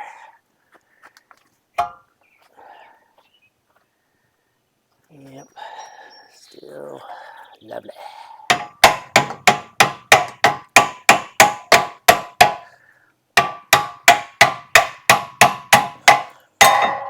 There we go. Now, we are going to put that aside for a moment. Work on getting off this rotor first. All right, I was looking for the bungee cord, and folks, don't be like me. I am an dunderhead. I continue to forget when I'm done with these things. Whenever I have to hold up the caliper or something else, constantly leave these things underneath the suspension. So far, I've been lucky. I've heard it clanging and realized later that I had left it somewhere in the suspension, and whatever's going on under here at the time as it's going down the road, it's kind of hitting, clanging, banging. But luckily, this has never really hung up on anything and caused any problems. But anyway, let's get this hooked up here and supported and find out what's going on with the rotor.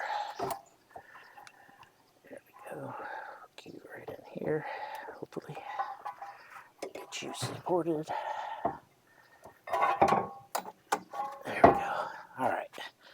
Let's find the big screwdriver. Where'd you go? No, we brought it. Now, can't find it. Ah, yes. Well, let's just say we thought we brought it. Here we go. This is probably not going to tell us much. I have to look at the caliper and the brake shoes and stuff. But I just kind of wanted to take this off first. Figure out what is going on here. Because clearly, it has not been making good contact with this rotor for a while.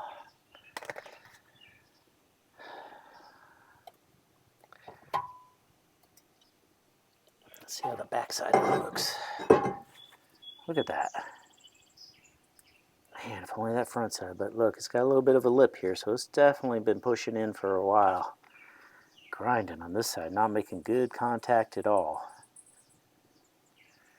All right. Let's get our lights back on here. I had to turn them off here for a little bit. It was absolutely roasting me.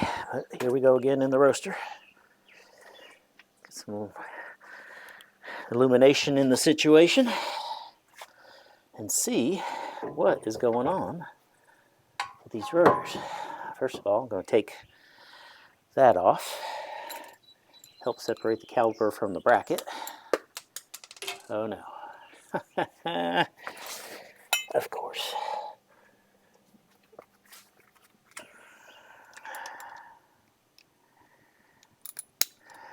It looks good when your sockets stay on there like you're supposed to. All right, let's see. Yeah. Should have loosened those up first. Mental note, folks, loosen up your slider pins before you take it off. Caliper off. So let me figure out what I'm going to do here. We'll be right back. Okay, folks, what we did here is to grab some channel locks, give me some leverage. Then I was able to loosen up this caliper bolt, caliper slider pin bolt, so we can work on this, get that ready to come out. Look at the condition of that boot. I guess it's still, I'm twisting it, so that's one thing, but clearly there was a bunch of dirt and stuff in there. So we're definitely going to want to change out those slider pin boots, dust boots. Notice something else is happening. That's turning. So now I got to get a wrench on this and turn that. Oh, lucky day, folks, lucky day. Let's see what we got here. We've got 14, and I just know not quite big enough. All right, let me get my other wrenches.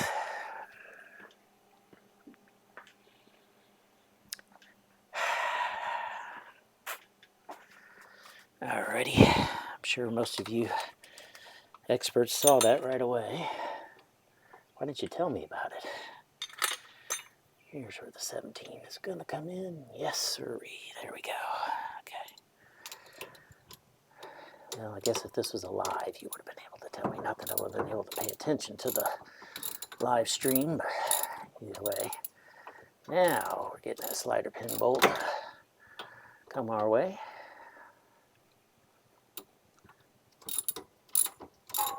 Come on. See, not having gloves, I'm already hitting things like that. Let me tell you what, that doesn't feel good. Just those little little nicks and cuts. Nucks, yeah, that's a new one, nucks. It's a combination nick and cut, which sometimes you can get with some of these things.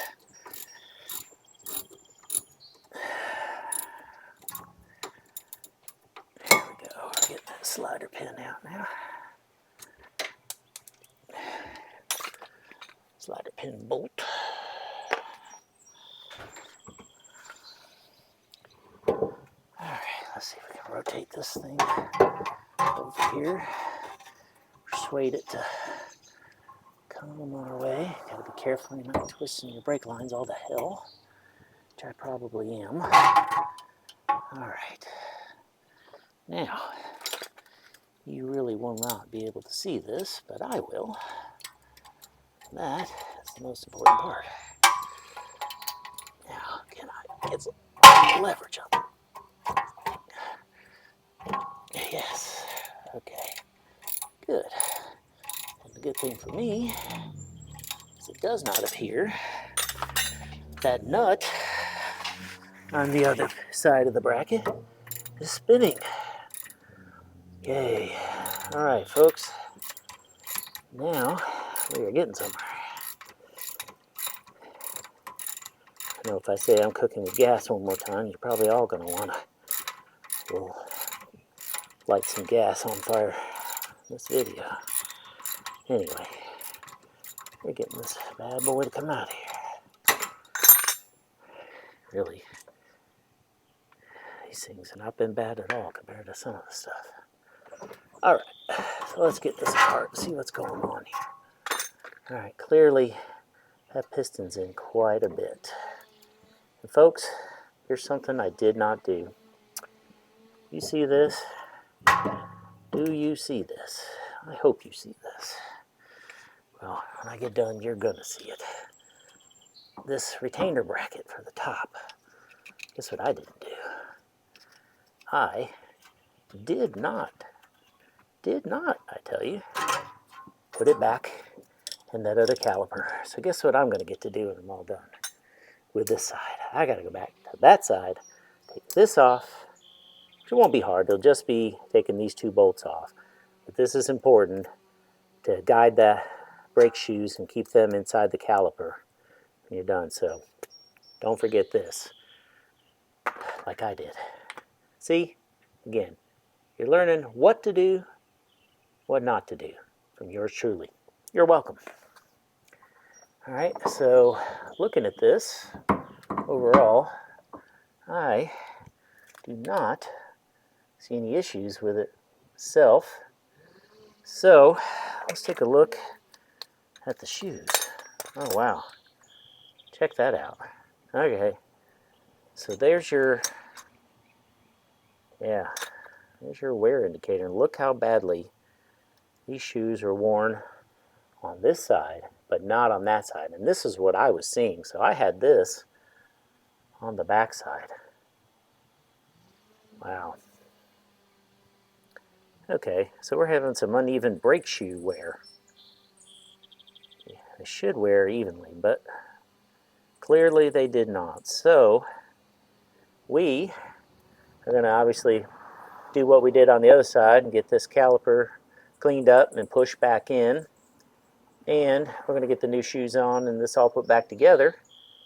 Get it all roadworthy, put back together. But we're going to have to do some research, find out why we're having uneven brake shoe wear. Was this brake shoe not as good as this one? Was this one way better than this one was supposed to be? Or is this one way better than it was supposed to be? Not sure. Maybe it's because I had them on backwards. Either way, we're going to put them on there this time, and we're going to see how it does. But I can tell you, it was stopping real good. Gloves, people, gloves. This is why I do the gloves. And again, the Nux, the Nixon cuts. It's a new one, Nux. Just remember that. Alrighty, so let's get going. Get this thing cleaned up, get going like we were before. Wife's getting mad, taking too long, but we got to get her done, get it put back together. Well, folks, I think I found out what was going on here.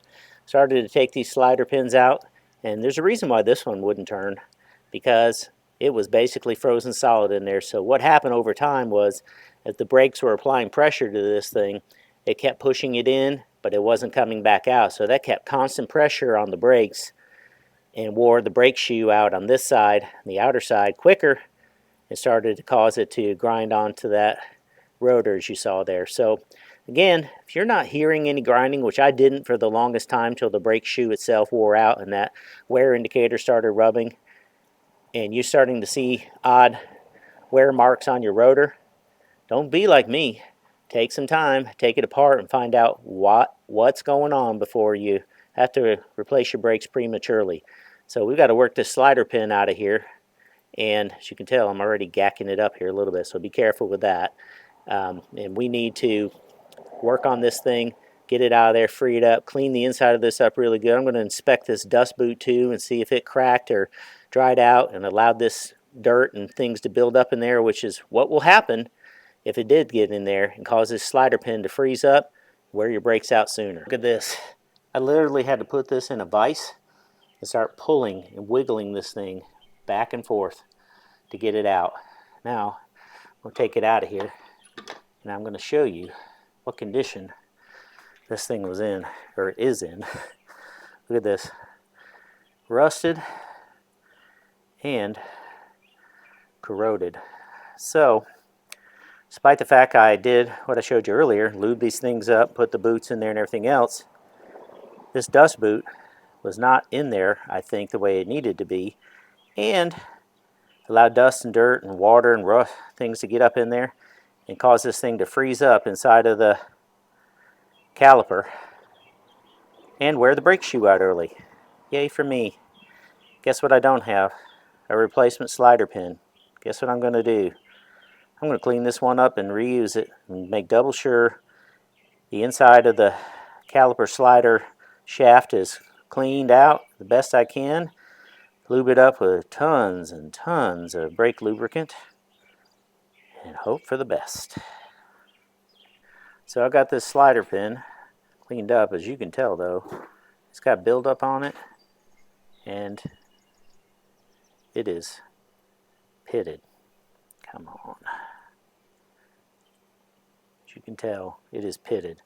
I would not, if I had another one, put this back in here, but I'm going to have to buff it and clean it up the best I can. But for your own safety, buy some more slider pins, because this is just going to probably, could happen again.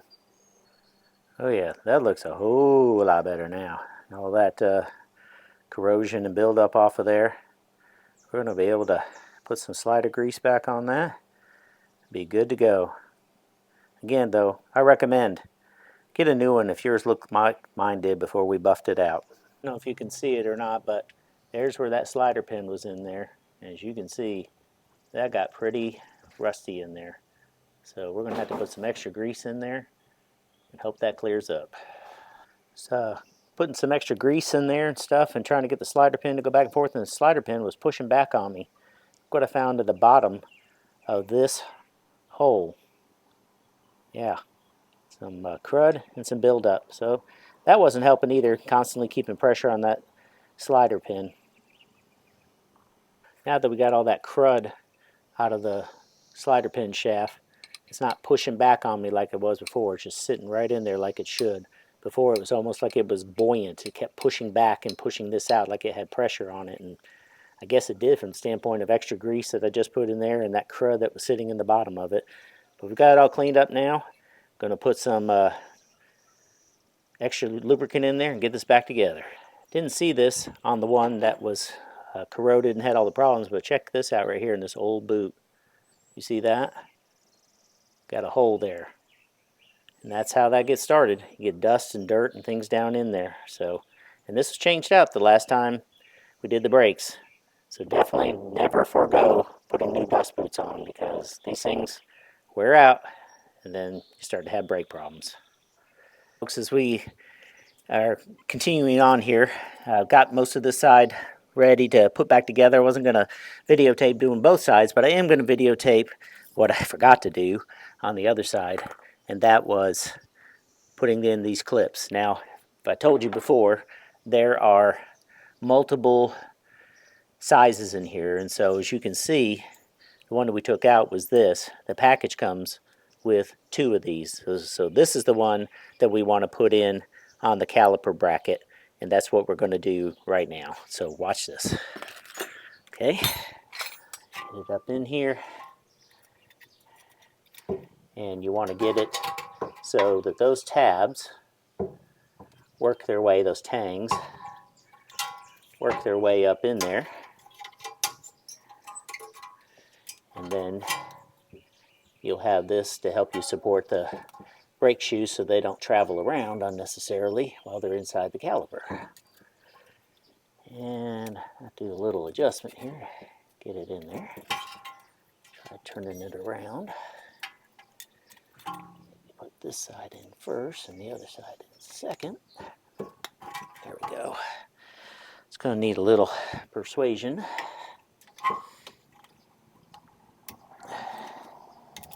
There. So now that it's in there, okay, like that. Let me show you what it looks like when it's back in there.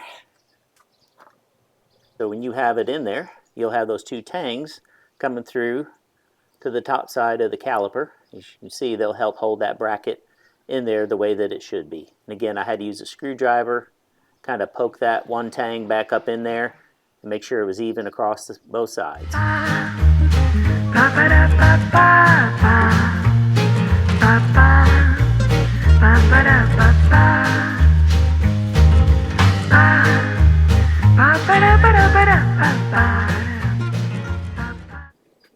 All right, folks, about to get the rotor back on here, and I can't stress enough, follow the directions, rear driver side. I don't know, usually, because I don't do this enough to remember if it's always the case, but it probably has something to do with these slotted rotors and the way this pattern is.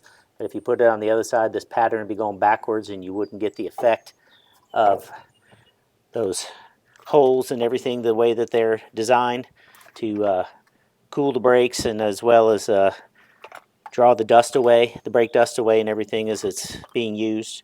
So again, follow the directions here, right rear driver side.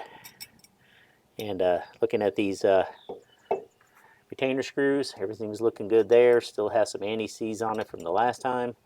So we're just going to go with that this time.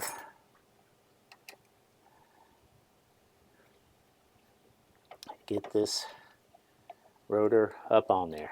Remember to snug both sides first before you tighten, so things go on evenly. Use a screwdriver that fits so you don't remount the screws. And there you go. We got that rotor on. I went ahead and cleaned it with brake cleaner, got that protective film and everything off of it, wiped it all down, and now it's ready for me to put the caliper bracket on, the brakes, and the caliper, get this puppy back on the ground.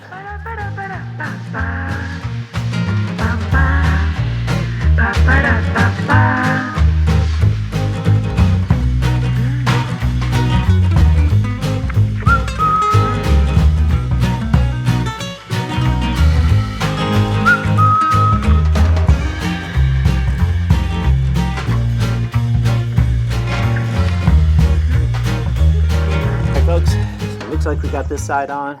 Tighten that bleeder valve up again temporarily until we can bleed the brakes. Got everything on here, tightened down, and as you can tell in the time lapse there, I was sliding that. You should hear a little bit of that until we get the brakes worked in and everything, and they get the pressure back in them the way that they should. One of the things we're going to do now is you want to definitely check, because I've done this before, probably more than once, but I can recall once, where even though the brake rotor went on right, we twisted the brake lines. So nope, that brake line's on there okay, and everything seems to be okay. So that's definitely one thing you want to check before you bolt everything back up, making sure that your brake lines and everything are not twisted, because that will definitely make a problem. And as you can see, that line's going through straight as well. So it looks like we are ready at this point. One thing you'll notice I didn't put back on yet is the dust boots on those bleeder valves, because we got to bleed them. But one thing, you don't have to do it, but one thing that's always good is put those dust boots on, keeps that dust out of there and keeps the bleeder valve line clean, and will last a lot longer if you keep it covered. So let's get the wheel back on here, go back over the other side and put that retainer clip on the caliper itself, get this thing back on the ground, bleed the brakes, get the go out and do the test drive and get the brakes worn in the way that they're supposed to, or broken in, and get this job done for the day. All right, we interrupt this video to bring you to the future to say the previous work that we didn't correct the problem, because inside of here, as we showed you in the video, it had rusted. I cleaned that all out, cleaned up the slider and everything, and yet it's still kind of rubbing as we're going down the road. I could hear it a few days later after doing this video, so we came back and we've got new sliders and we have a new caliper bracket for the slider pins to go in. We're going to put that on, and hopefully that will cure the dragging problem. So just know that we went ahead and we did that part, and we had to redo that part in the video. Okay, so as we said, the caliper, cleaning the old caliper support bracket up, and the caliper slider pins and the place where the pin goes in did not seem to cure the problem. Feels like, and it sounds like, and I know that the brake is still dragging.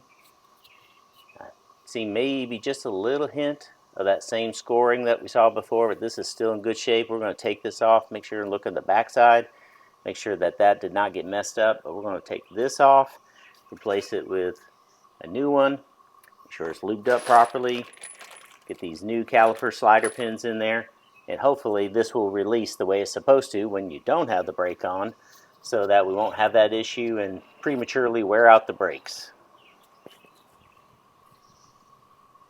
Alright, so we got the caliper off and everything, taking a look at these brakes. As you can see right here, we're starting to get a little bit of uneven wear already. That's where it's rubbing, these edges right here. And that's telling me, again, that grinding noise, that rubbing, dragging sound is still going on. I know it, I can hear it. It was the same noise as before, so we don't want these brake pads to wear out prematurely.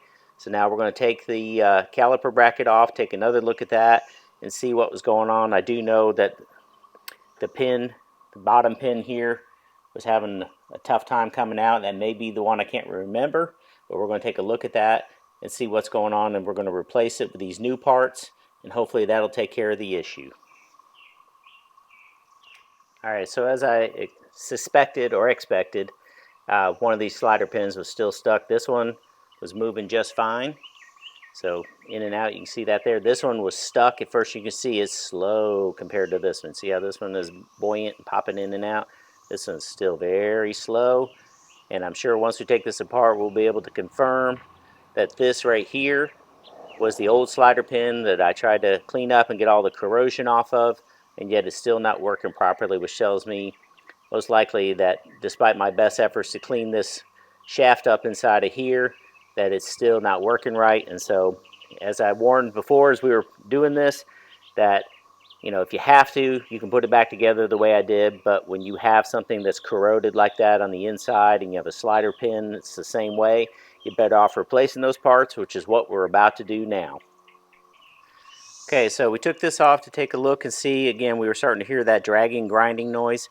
Taking a look, a little bit closer look here at the rotor on both sides, and you can kind of see a little bit of streaking in here. It doesn't look unusual. In fact, if you didn't know that it was dragging, it probably wouldn't look any different. So again, we only had this on here less than a week.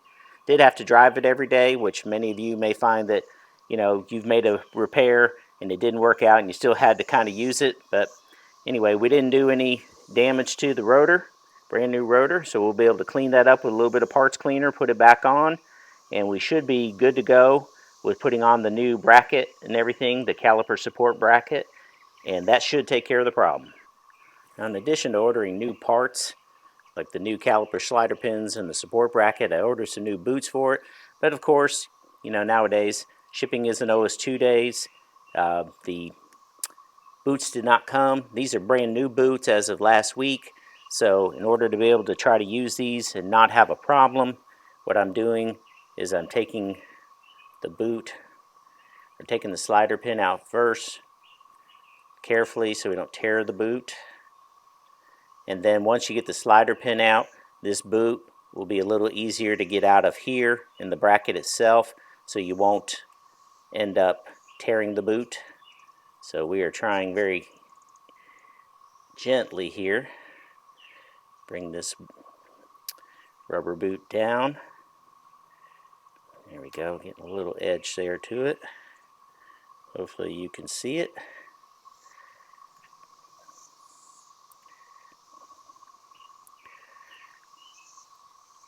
There we go. See that starting to come down just a little bit right there. Then you can gently get it off the lip all the way around the caliper slider pin. Pull that out. Now that's the good slider pin. You see it's still got the flat edges to it and everything else. And now, be able to gently pull that boot out of there. Definitely make sure you inspect the boot. This process, could tear the boot. So we're going to double check that, make sure these are still good before we use it. And if not, then guess what? We're going to wait a couple of days for the new boots to come in if we're putting this back together. But as you can see here, closer inspection, despite my efforts to clean that all up, it's still rusty in there and definitely was not going to cooperate in terms of letting that slider pin slide the way it was supposed to. Let me take a look here at the slider pin real quick. Again, it cleaned up well, but one of the things I noticed when I was cleaning this pin up before is it lost its flat-sided edges, probably from the corrosion and everything, became sort of rounded. And that's okay, but again, there's still a little bit of corrosion starting to reappear here despite all the lubricant and the new boots and to keep the dust and water and everything out.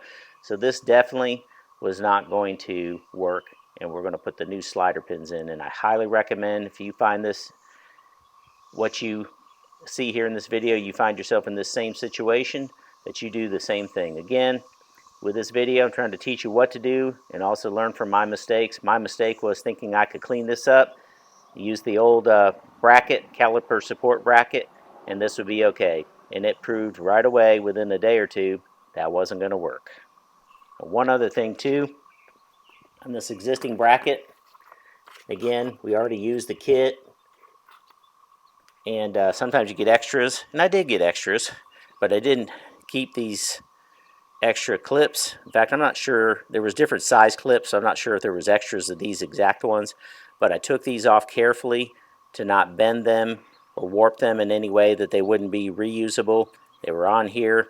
I just gently took a flathead screwdriver, just pried up all the way across gently till these popped out on their own.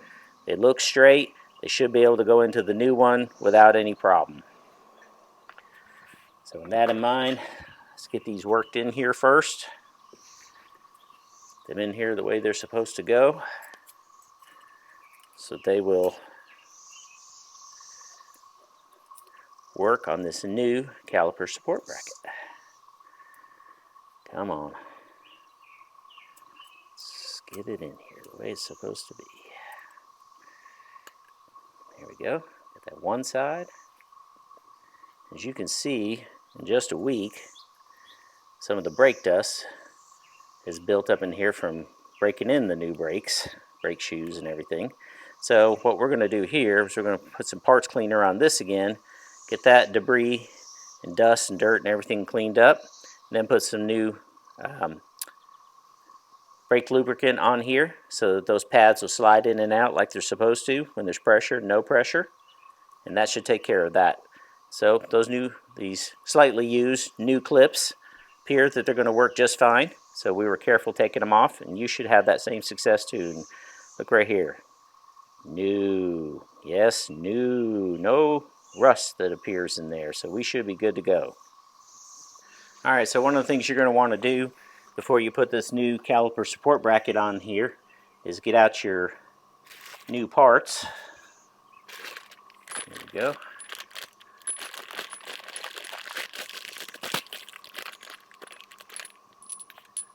All right. Yeah, we're good to go here.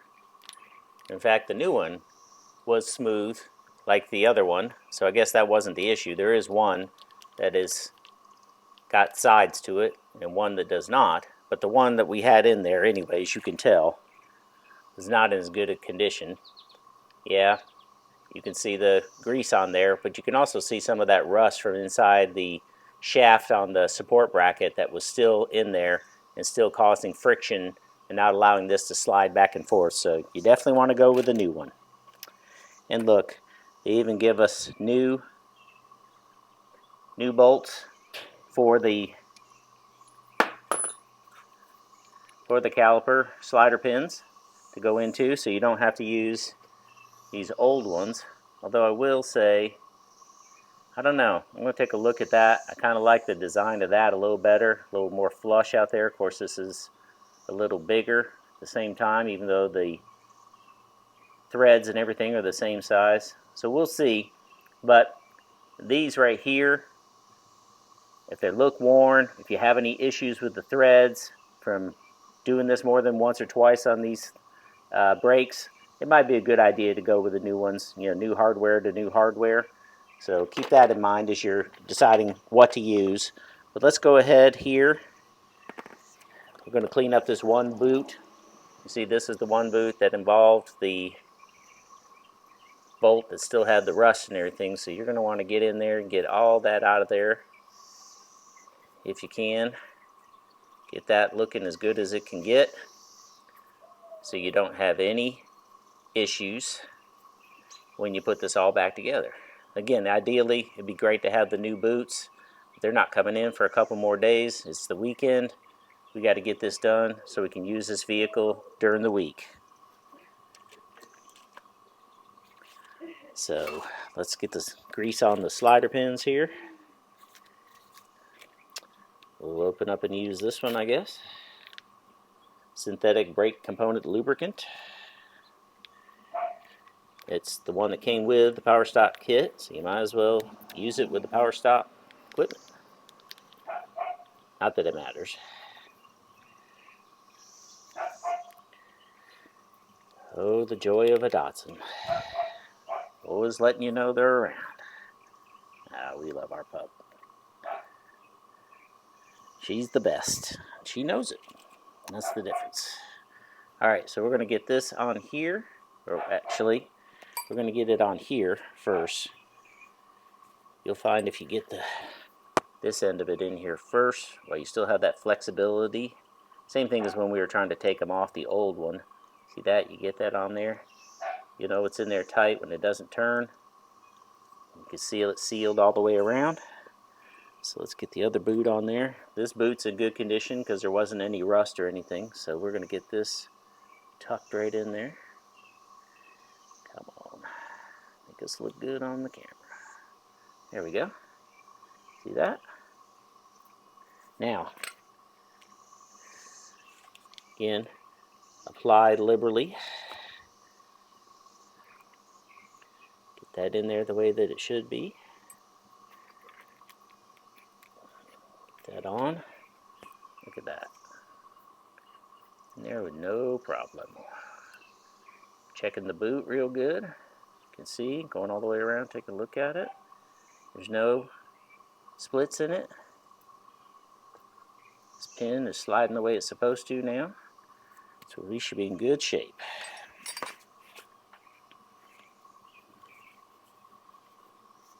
This other pin greased up, ready to go.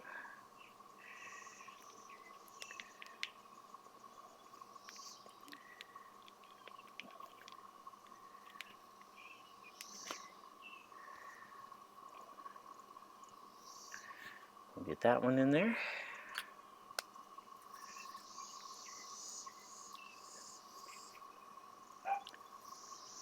All right, looks like we are ready.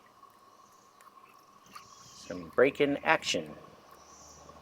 This thing on here. Sure that thing is ready, good to go.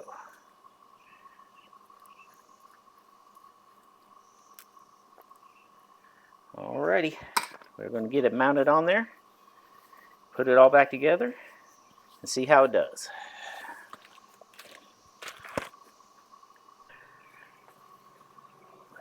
Alright, so we've got the bracket back on here, and already it looks better, one thing, and I know these slider pins are operating better too. So we should have better braking response and everything, and then this not dragging when the brakes aren't engaged. So we should be good. We're going to put some more silicone brake lubricant here on these slider areas so the brake shoes will go in and out, and put the caliper back on, and we should be good to go. Alright folks, so we did put in the new slider pins along with the new support bracket because that old bracket had the rust in it and everything. And again, lesson learned, got anything like that that's rusty, just go ahead and change it out. And even though I was considering using the old studs here for the new slider pins, I decided to go with the new hardware. The only reason I hesitate on that at all is, again, sometimes the new stuff, you know, ever since COVID, it's just not been very good. But overall, I decided to go new hardware with new hardware rather than new hardware, old hardware. And we'll just see how it goes. But we're ready to put the wheel back on, take it out for another test drive, make sure we don't hear that dragging noise anymore. And we should be good to go. Now, back to where you were.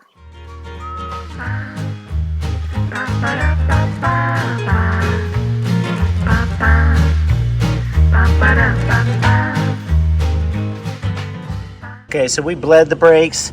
Didn't record that part. It's real tight underneath the car and everything. I ended up doing it after putting the wheels on because I wasn't sure I was going to get time. I highly suggest you bleed the brakes before you put the wheels back on. But if you want to see bleeding the brakes on the rear of a Honda Accord, I'm sure there's plenty of videos out there. But after bleeding the brakes, we want to make sure, get the reservoir level back up to where it needs to be. So we're going to top this off a little bit. And as you can see, there's a max line right there on that, so try not to go above that. And it continues to bubble down a little bit, so we're going to keep working on it. Try to get that back up. Keeps bubbling out here at the top a little bit, but we did bleed it till there was no bubbles coming out. In fact, really there never was any bubbles coming out, but I bled them anyway, because that's what they say you're supposed to do, and I definitely highly recommend that. You don't want any air in your brake lines. So don't take any of my sarcasm there as a reason for not doing it, that's for sure. Put a little bit more of that in here. There we go. Feels a little bit more comfortable. That there, get that tightened down, absorb any moisture. And now, the final step we have is to break in the brakes. How about that? Break in the brakes. Work in the brakes so that they'll be ready to go when we hit the procedure. We're going to follow the manufacturer's recommendation for the break-in. We are going to do 5 aggressive accelerations and decelerations from 40 down to 10. And then we're going to do 5 moderate decelerations from 35 to 5, and then we're going to drive around slowly and try to not find a stop sign or a red light for at least 5 minutes to allow the brakes to cool down. Now that we have the back brakes installed, now we have to take it out on the road and get those back brakes broken in. I've got this angle so that you can see the testing that I do going from 40 to 10 and 30 to 35. Key, we'll be trying to find a road where we don't have to stop, and at a stop sign that is, or at a red light. But we've done this before. We've got a route that we normally take for this process. There's a couple cars behind us, so we still need to get off on one of those side roads where there's nobody behind us, and we'll be able to do the process of speeding up and slowing down quick. Here we go.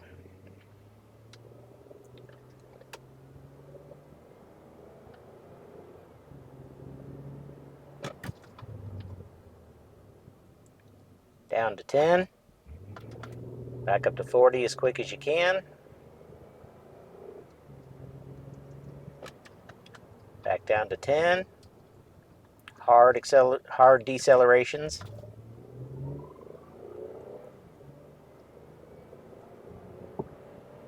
This helps to work the brake pads in and the rotors. That's 3. 2 more from 40 to 10.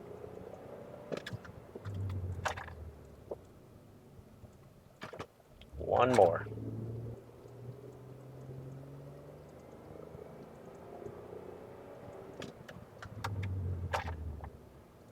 Down to 10.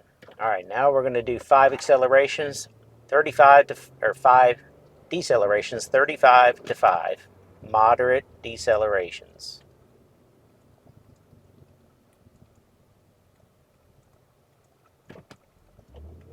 That's 1.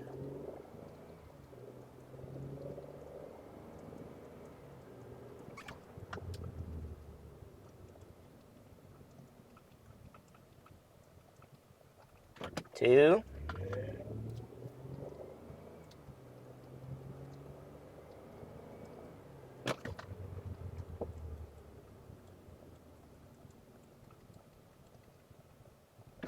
Three.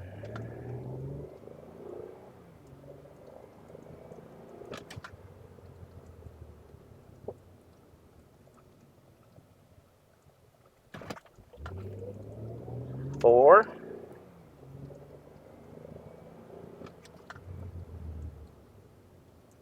And 5. Now we've got to not apply the brakes. Let the air circulating around the brakes and the rotors cool them both off for the next 5 minutes. So we're going to just go slow and let that happen. Folks, there you go. We went out and did the road test, brought it back. She's running good. No longer hear that scraping sound, grinding sound in the back wheel. And as you can tell, looking good back there. So I think we solved the problem. Found out it was a stuck caliper slider pin that was keeping the brake on constantly till it wore the brake pad out, started grinding. But overall, we've got this daily classic car back on the road, daily driver. You too can take just a little bit of time and effort and keep your daily classic on the road. Now check out our videos here if you want to see more from Earl's Classic Cars. And remember, you'll get it done as long as you're having fun. I don't know how much fun this was for me, but hopefully it was fun and entertaining for you. Have a good one. And stay tuned to see more from me, Earl with the Knee.